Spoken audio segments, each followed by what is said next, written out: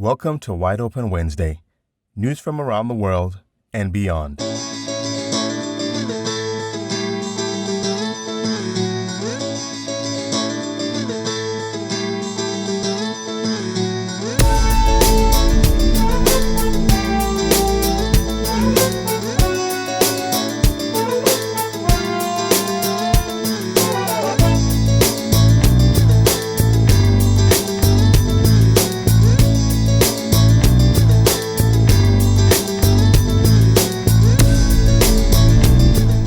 As I was researching this and reviewing it, I realized that this should have been a wake-up call.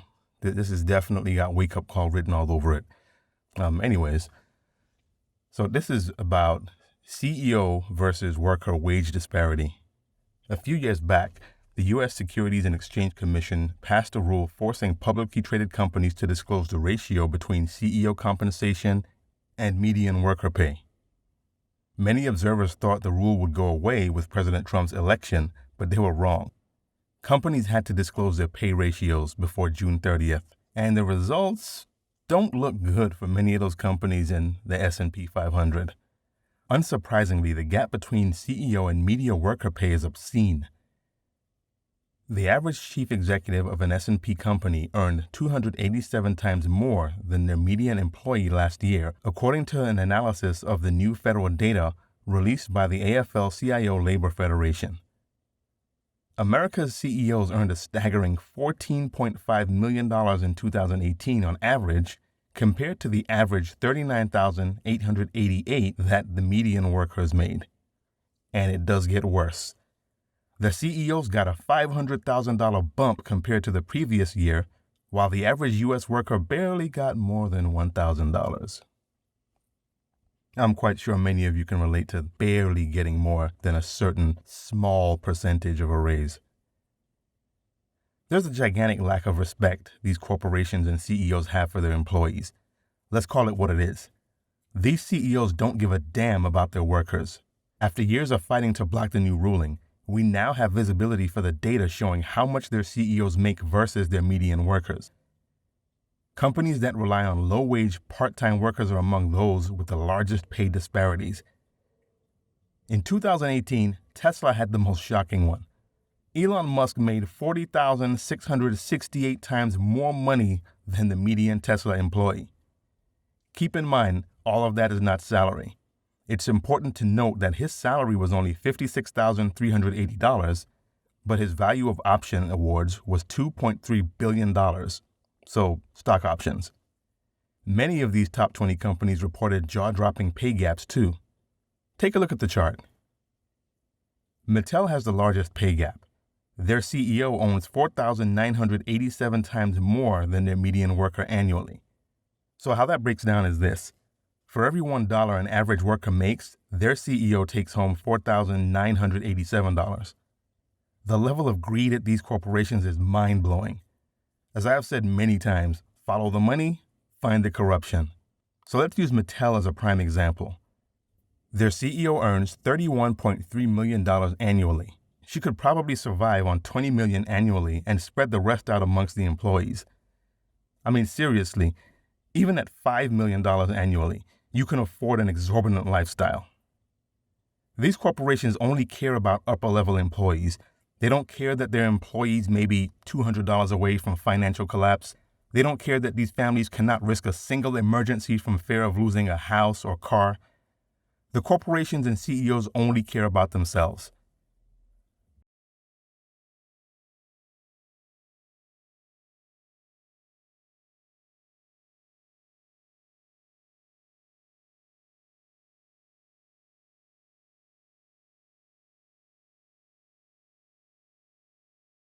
The CEO who earns the most money works for CSX Corp., earning about $151 million versus about $98,697 for his median employees.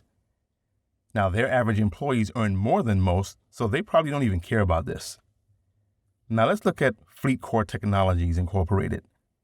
Their CEO earns $52.6 million annually versus $34,700 annually for their median workers, a pay ratio of 1,517.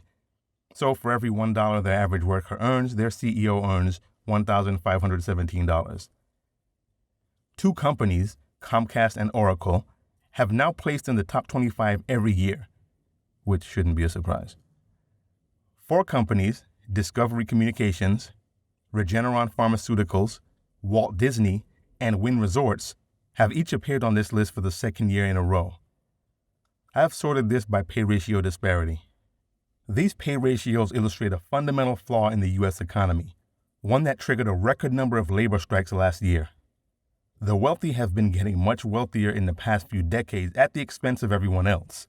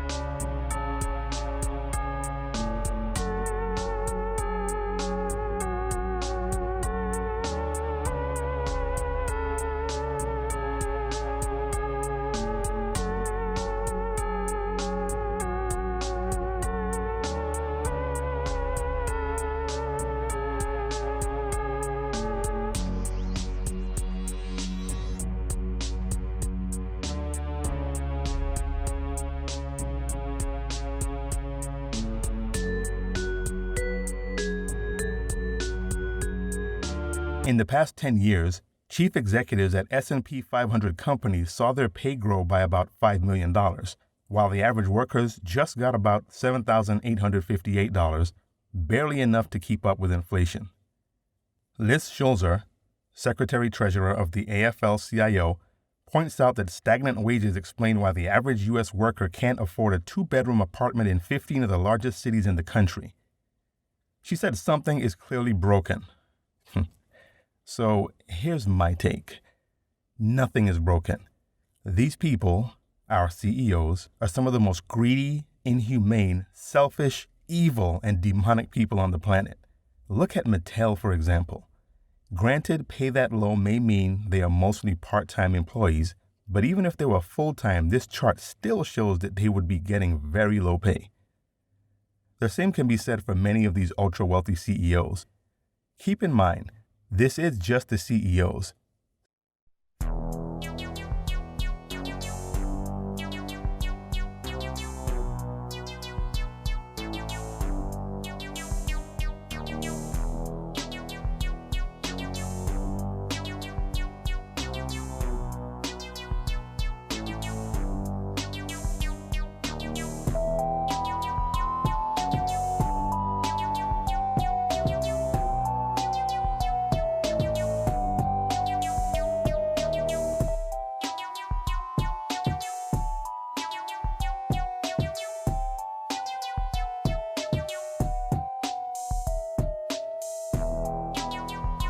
Some companies have the entire slate of executive offices such as CFO, CIO, COO, etc. These corporations are extremely top-heavy at the expense of their lower-level employees not being able to live a decent life and in constant financial worry. When morale is low, job performance is low. These genius corporations fail to see the correlation, or maybe it's that they don't care and that they'll just move you out and bring somebody else in, pay them less, make them do more work, and then repeat the cycle. That's pretty much what's going on.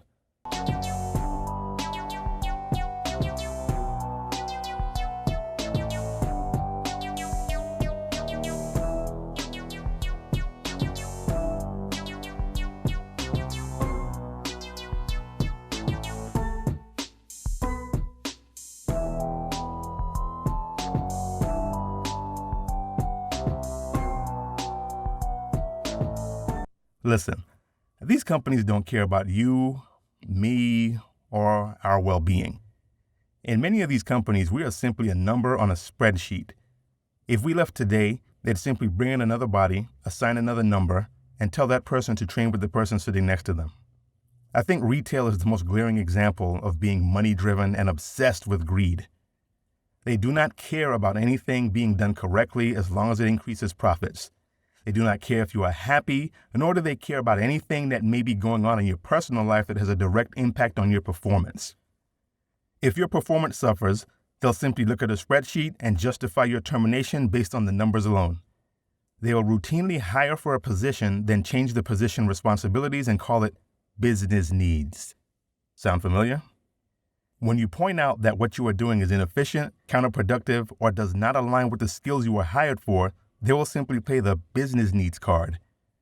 As long as their savior, the almighty dollar, shows them a profit, you simply do not matter. They do not see the human element. A lot of these companies go out of their way to drive home an environment of family because it's the ultimate distraction tactic. My advice to you all is to always watch your back, always do your absolute best, and document everything that happens. If you have an incident, you need to have dates, incidents, names, everything you can possibly have. If possible, even get excerpts from the actual handbook. The employee handbook is what I'm referring to. I had an issue at that same credit card processing company in Coral Springs, Florida, where I had to write a 99-page document that was full of copies of emails, names, instances, incidents, excerpts from their own handbook, etc., etc. I'm not going to go further into detail about that, but I got what I needed out of it. So let's be clear. The people vote leaders into Congress, the House, etc. Then these people fight for the corporations to have the right to have ultimate control. Then Congress decides if we get raises or not and fights every time we want to improve our quality of life. Then we find out that they're holding hands with the same CEOs that are doing this in the first place. And on top of that, they have routinely voted themselves raises in the past while voting against minimum wage raises for everyone else. Yet, all people seem to do is fight over flip sides of the same corrupt coin called the Republicrats, or as a lot of you call them, Republicans or Democrats. Granted, they do have a lot of differences, but they have the same agenda, and it doesn't benefit most of us. The wealthy, yes, they always get what they want, but the rest of us, no, doesn't do that at all. Anyways, this is not a political channel. That's the deepest I'm going to delve into politics, not going any further than that. Anyways, it seems that they have everyone completely programmed. The Matrix has you. They don't give a damn about you. They don't give a damn about me. One CEO does get it. In 2015, I read about Dan Price, CEO of Gravity Payments in Seattle. He had decided to raise his employees' pay to a minimum of $70,000 annually. Now, keep in mind, at the time, he had 120 employees. So when I say raise their pay, I mean all of the employees got a pay raise to a minimum of $70,000. As a result, profit and productivity shot up. He himself took a 90% pay cut in order to make this happen. He had been making $1 million, and he cut his $1 million salary to $70,000. Now, in 2019, he has taken that philosophy to their newest location in Boise, Idaho. The Boise office was previously an independent company called Charge It Pro, and Gravity, a credit card processing company, acquired it as a subsidiary 3 years ago. Credit card processing company that gives a damn about their employees? Well, that's definitely not the company in Coral Springs that was recently acquired by Fiserv. Hopefully Fiserv does a better job at addressing their employees' needs. Anyways, it goes without saying that Dan Price actually has a heart. He has realized that you do not need the GDP of a small nation in order to be a CEO. He cares about his team and wants to ensure they can survive. The company's success is directly related to the increase in the happiness of his employees and the improvement of their quality of life outside of work. He understands that people need to be able to buy food and pay bills, the essentials of survival. So I got my whole team together and let them know I had a big announcement to make. And I think they expected that I was actually going to be announcing that we were going to be doing a series of deep layoffs, which was really going to hurt me to do. But what I announced was that we were hemorrhaging money like crazy, but We had 7 months before we went under, and let's set a goal together to get back to break even in 5 months without any layoffs, without any benefits cuts, and most importantly, without increasing prices to any of our clients, which we had promised them we would never do. And that was the one thing we were not going to give up on. We actually ended up hitting it in 4 months, and I felt so relieved and so excited, and I just felt like I had kind of like dodged a bullet, so I was patting myself on the back. And then one of our vendors went bankrupt. We didn't have a replacement. We had to kind of start over. And then one of our largest clients went bankrupt when that got solved, and we had to start over. So long story short, we should have lost the business 3 times in about a year, and we just barely got by. We decided that we were going to get really good at making money. And so we said we're going to do more with less. We're going to cap expenses where they're at. We're going to keep growing the company. And we actually, between 2009, because of the recession, and 2011, our profits skyrocketed. We started to make real money, and we just found a way to be more productive. You know, we didn't increase our pricing, we didn't do anything like that, but we were just all hustling, and it created a unity. That conflict, that problem, created a unity that made us so much stronger as a company. That pride thing started to kick in, and I still had the fear thing going. You have to tell me what's wrong. Like, you got to give it to me straight. I need the feedback, please. And he said, okay, I'll tell you. You're ripping me off. What do you mean? You're not paying me what I'm worth. You're not paying me what I deserve. My response was, the pay ranges at this company are set by HR, not me. I'm the CEO. I have nothing to do with that. HR sets the pay ranges. Number one. Number two, your manager decides where in that pay range you belong. You know, if they ask me for help, I might help, but like, I don't really do that. And we could talk to HR and figure out if the pay ranges are set incorrectly. If you have any data to provide, I'm sure they'd be happy to update it and see if we're on target or not. He didn't agree. He thought he was being ripped off. And I said, well, can we at least agree that we'll try to work on this together? And we all have the best of intentions. I'm not trying to pay you less than you're worth. And that's where he stopped me. And he said, I don't know about all those facts and figures. I don't know everything about how you set pay ranges. But the one thing I know is you are happy that you can intentionally pay me such a low amount while making so much for yourself and having the company be so successful. Well, so I called all my friends, I called some of my EO friends, and I called other people, and they all said, Dan, you're right, he's wrong. It's his responsibility to go find another job if he doesn't like what he's getting paid. It's his responsibility to get different skills if the job he's working in doesn't pay him enough to meet his expenses. I kept hearing this argument from my friends, and every time I heard it, I believed it a little bit less. And after 3 days, it hit me. The most painful reality hit me, which was he wasn't only right about what we were doing, he was right about my intentions. I was using economic principles, HR principles, all these types of things to be able to pay him less and kind of keep him down a little bit. So this wasn't 2015 when we made a big announcement. This was 2011. So going into 2012, I apologized to him, and I said, we're going to do a $1 across the board pay increase, which was all I could afford. But we're going to, I'm going to use a dirty word, redistribute in a more fair way the resources of the company to pay people fairly. And so the idea was our profit was going to go down. We had room for it to go down. And we were going to pay more. And our goal was to have 15% average raises the next year, which would really eat into our profits. We actually ended up having 20% average raises, so you would think that our profit would have gone down to a dangerous level, but our profit actually went up. I think that we've basically created a better model where people are getting raises at a faster rate. They might be starting, at the same spot, starting at the bottom, using all those economic principles to start them at the bottom, but then they're accelerating, and anyone that's been around for several years is making a decent amount of pay. Couple things happened after that.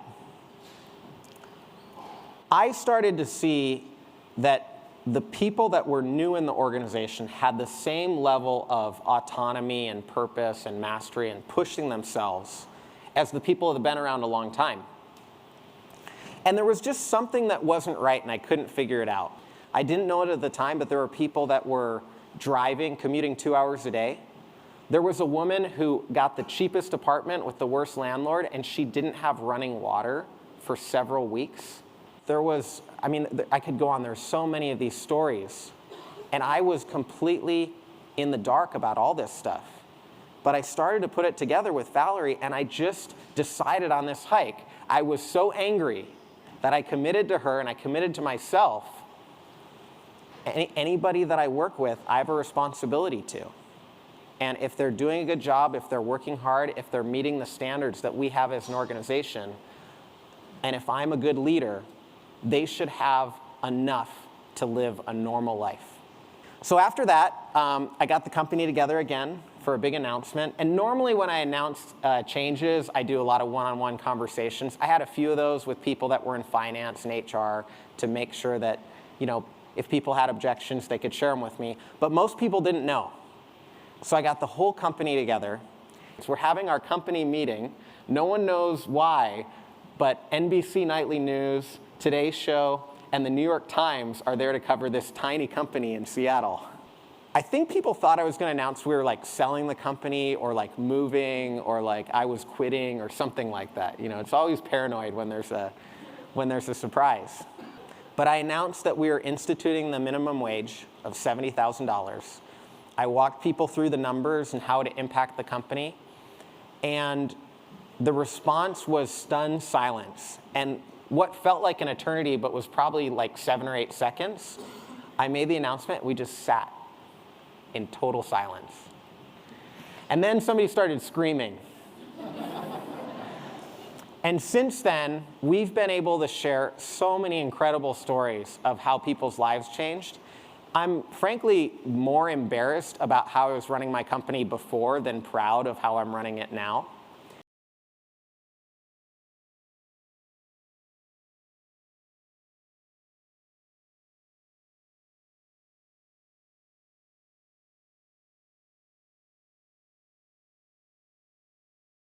This is Wide Open Wednesday, news from around the world and beyond.